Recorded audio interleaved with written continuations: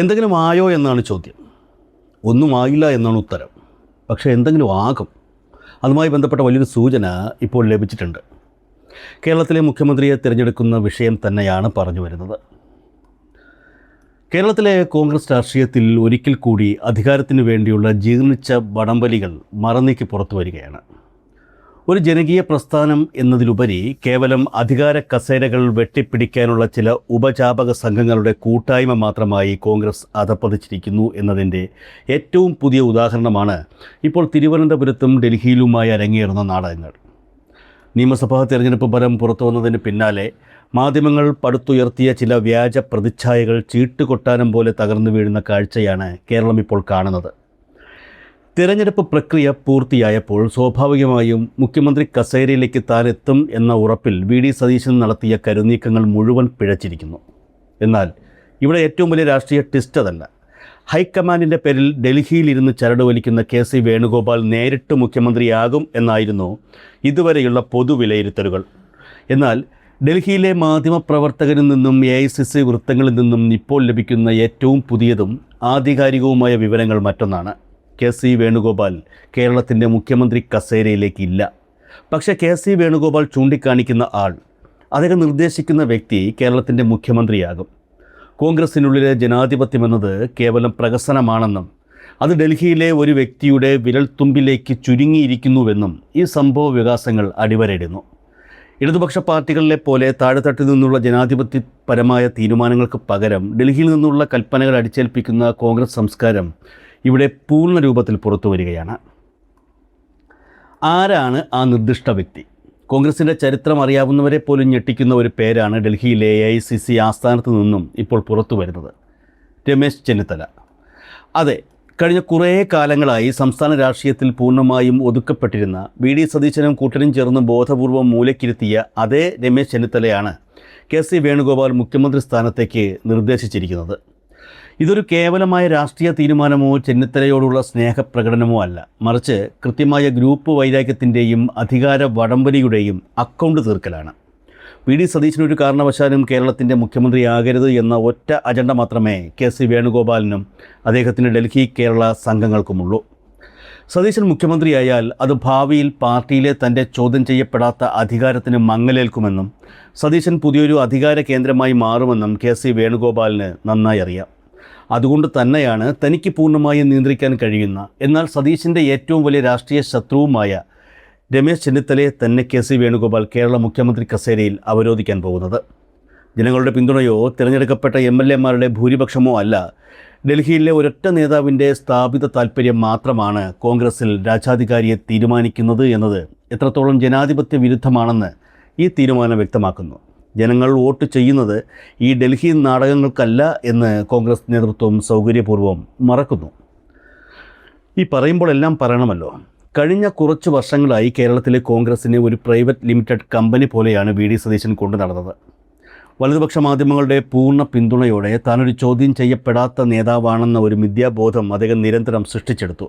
യാതൊരുവിധ പ്രത്യയശാസ്ത്ര അടിത്തറയുമില്ലാതെ സ്വന്തം ഗ്രൂപ്പുകാരെ മാത്രം സംരക്ഷിക്കുകയും പാർട്ടിക്ക് വേണ്ടി താഴെത്തട്ടിൽ പണിയെടുക്കുന്ന സാധാരണ പ്രവർത്തകരെ അവഗണിക്കുകയും ചെയ്ത സതീശൻ്റെ ശൈലിക്ക് കിട്ടിയ വലിയൊരു തിരിച്ചടി കൂടിയാണിത്. തിരഞ്ഞെടുപ്പിന് മുൻപ് വരെ തനിക്ക് ഭൂരിപക്ഷം എം.എൽ.എമാരുടെ പിന്തുണയുണ്ട് എന്ന് അവകാശപ്പെട്ടിരുന്ന സതീശൻ്റെ കൂടെ ഇപ്പോൾ വിരലിലെണ്ണാവുന്നവർ പോലുമില്ല എന്നതാണ് ദയനീയമായ യാഥാർത്ഥ്യം. സ്വന്തം അനുയായികൾ പോലും അധികാരത്തിൻ്റെ പുതിയ കേന്ദ്രങ്ങൾ തേടി കെ.സി. വേണുഗോപാലിൻ്റെ പാളയത്തിലേക്ക് ഇതിനോടകം ചേക്കേറി കഴിഞ്ഞു. വ്യക്തിപരമായ അജണ്ടകൾക്കപ്പുറം പാർട്ടിയെയോ സമൂഹത്തെയോ കുറിച്ച് യാതൊരു പുരോഗമനപരമായ കാഴ്ചപ്പാടുമില്ലാത്ത ഒരു നേതാവിൻ്റെ സ്വാഭാവികമായ ഒറ്റപ്പെടൽ മാത്രമാണിത്. താൻ വെട്ടിയ കുഴിയിൽ താൻ തന്നെ വീഴുന്ന അവസ്ഥയിലാണെന്ന് വി.ഡി. സതീശൻ. ഈ അധികാര തർക്കങ്ങൾക്കിടയിൽ ഏറ്റവും വലിയ ഗതികേടിലായിരിക്കുന്നത് ഐക്യമുന്നണിയിലെ രണ്ടാമത്തെ വലിയ കക്ഷിയായ ഇന്ത്യൻ യൂണിയൻ മുസ്ലിം ലീഗാണ്. കാലാകാലങ്ങളായി കോൺഗ്രസിലെ ഗ്രൂപ്പ് പോരുകൾ മുതലെടുത്ത് കോൺഗ്രസിനെ ബ്ലാക്ക്മെയിൽ ചെയ്ത് തങ്ങൾക്ക് വേണ്ടതെല്ലാം നേടിയെടുക്കുന്ന ലീഗിൻ്റെ സ്ഥിരം വിലപേശൽ തന്ത്രങ്ങൾ ഇത്തവണ പൂർണ്ണമായും പരാജയപ്പെട്ടിരിക്കുന്നു. കോൺഗ്രസ് ഒറ്റയ്ക്ക് തന്നെ വലിയ തോതിൽ സീറ്റുകൾ നേടിയതും മുന്നണിയിലെ മറ്റു ചെറുകിട ഘടകകക്ഷികൾ കോൺഗ്രസിനൊപ്പം പൂർണ്ണമായി ഉറച്ചു നിൽക്കുന്നതും ലീഗിൻ്റെ അമിതാധികാര പ്രയോഗത്തെയും വിലപേശൽ ശേഷിയെയും ഇല്ലാതാക്കി. മുൻകാലങ്ങളിൽ ലീഗ് നേതൃത്വം പച്ചക്കൊടി കാണിക്കുന്ന ആളായിരുന്നു യു.ഡി.എഫിൽ മുഖ്യമന്ത്രി ആയിരുന്നത്. പണക്കാട് നിന്നുള്ള തീരുമാനങ്ങൾക്കായിരുന്നു അന്ന് വില.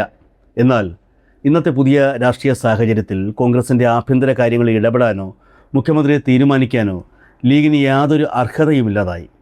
വി ഡി സതീശന് വേണ്ടി വാദിക്കാൻ ലീഗ് നേതൃത്വത്തിന് ഉള്ളാലെ വലിയ താല്പര്യമുണ്ടായിരുന്നു. കാരണം സതീശനെ നിയന്ത്രിക്കാൻ ലീഗിന് താരതമ്യേന എളുപ്പമായിരുന്നു. എന്നാൽ കെ സി വേണുഗോപാൽ എന്ന അതികായന് മുന്നിൽ ലീഗിൻ്റെ ഈ തന്ത്രങ്ങൾക്കൊന്നും യാതൊരു വിലയുമില്ല. കെ സി വേണുഗോപാലിനെ പിണക്കാൻ ലീഗ് നേതൃത്വത്തിന് ധൈര്യവുമില്ല. മുഖ്യമന്ത്രി സ്ഥാനാർത്ഥി ചർച്ചകളിൽ നിന്നും പൂർണ്ണമായും പുറത്താക്കപ്പെട്ട ലീഗ് സതീശന് വേണ്ടി ഒരക്ഷരം മിണ്ടാൻ കഴിയാത്ത അവസ്ഥയിലാണ്. ഇനി എങ്ങനെയെങ്കിലും ഒരു ഉപമുഖ്യമന്ത്രി സ്ഥാനമെങ്കിലും കിട്ടിയാൽ അത്രയും ലാഭം എന്ന ഗതികേടിലേക്ക് കേരളത്തിലെ മുസ്ലിം ലീഗ് ചുരുങ്ങിയിരിക്കുന്നു. ഭരണത്തിൽ പങ്കാളിത്തം ഉറപ്പാക്കുക, അധികാരം അനുഭവിക്കുക എന്നതിനപ്പുറം ലീഗിനും യാതൊരുവിധ രാഷ്ട്രീയ നിലപാടുകളോ ലക്ഷ്യങ്ങളോ ഇല്ല എന്ന് ഈ നിസ്സഹായത അടിവരയിടുന്നു. എന്തുകൊണ്ടാണ് കെ സി വേണുഗോപാൽ ഇത്രയും അനുകൂലമായ സാഹചര്യം ഉണ്ടായിട്ടും കേരളത്തിലെ മുഖ്യമന്ത്രി സ്ഥാനം വേണ്ടെന്ന് വച്ചത്? അവിടെയാണ് ദേശീയ രാഷ്ട്രീയത്തിലെ അധികാര സമവാക്യങ്ങൾ പൂർണ്ണമായും മാറുന്നത്. AICCയുടെ വർക്കിംഗ് പ്രസിഡന്റ് സ്ഥാനത്തേക്ക് കെ സി വേണുഗോപാൽ ഉടൻ തന്നെ എത്തും എന്ന വ്യക്തമായ സൂചനകളാണ് ഡൽഹിയിൽ നിന്നും വരുന്നത്. നിലവിൽ കോൺഗ്രസ് അധ്യക്ഷൻ മല്ലികാർജ്ജുൻ ഖാർഗെ ആണെങ്കിലും പാർട്ടിയുടെ പൂർണ്ണ നിയന്ത്രണം കെ സി വേണുഗോപാലിൻ്റെ കൈകളിലാണ്. രാഹുൽ ഗാന്ധിയുടെ വിശ്വസ്തൻ എന്ന നിലയിൽ നിന്നും ഇന്ത്യൻ നാഷണൽ കോൺഗ്രസിനെ മൊത്തത്തിൽ നിയന്ത്രിക്കുന്ന ഒരേ ഒരു യഥാർത്ഥ അധികാര കേന്ദ്രമായി കെ സി വേണുഗോപാൽ മാറുകയാണ്. സംഘടനാപരമായ എല്ലാ തീരുമാനങ്ങളും അദ്ദേഹം വഴിയേ പാർട്ടിക്കുള്ളിൽ നടക്കൂ. ഡൽഹിയിലെ ഈ അതിവിപുലമായ അധികാരത്തിന് മുന്നിൽ കേരളത്തിലെ മുഖ്യമന്ത്രി കസേര അദ്ദേഹത്തിന് വളരെ ചെറുതാണ്. സംസ്ഥാന രാഷ്ട്രീയത്തിലെ ചെളിവാരി എറിയലുകൾക്ക് നിന്നു കൊടുക്കാതെ ദേശീയ തലത്തിൽ കോൺഗ്രസിനെ നിയന്ത്രിക്കുക എന്നതാണ് അദ്ദേഹത്തിൻ്റെ ലക്ഷ്യം. കോൺഗ്രസ് എന്ന പാർട്ടിയുടെ ദേശീയ തലത്തിലുള്ള പ്രവർത്തനങ്ങളും സംഘടനാ സംവിധാനവും മുഴുവൻ കെ സി വേണുഗോപാലിൻ്റെ കാൽക്കീഴിലാകുമ്പോൾ കേരളത്തിൽ സതീശൻ യുഗത്തിന് പൂർണ്ണമായും സമാപനമാവുകയാണ്.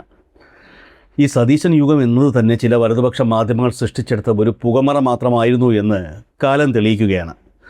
ഒരു ജനകീയ അടിത്തറയുമില്ലാതെ PR വർക്കുകളിലൂടെ മാത്രം നിലനിന്നിരുന്ന ആ രാഷ്ട്രീയ കരിയറിനാണ് ഡൽഹിയിൽ നിന്നും ഇപ്പോൾ താഴെ വീണിരിക്കുന്നത്.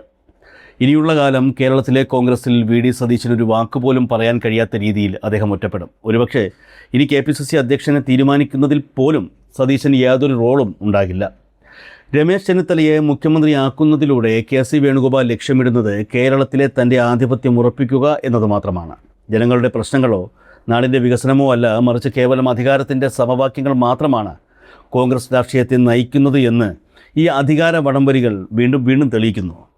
ജനാധിപത്യം എന്നത് കോൺഗ്രസിന് വെറും ഒരു വാക്കു മാത്രമാണ്. പ്രായോഗിക തലത്തിൽ അത് ഡൽഹിയിലെ ഏകാധിപത്യം മാത്രമായി അവശേഷിക്കുന്നു.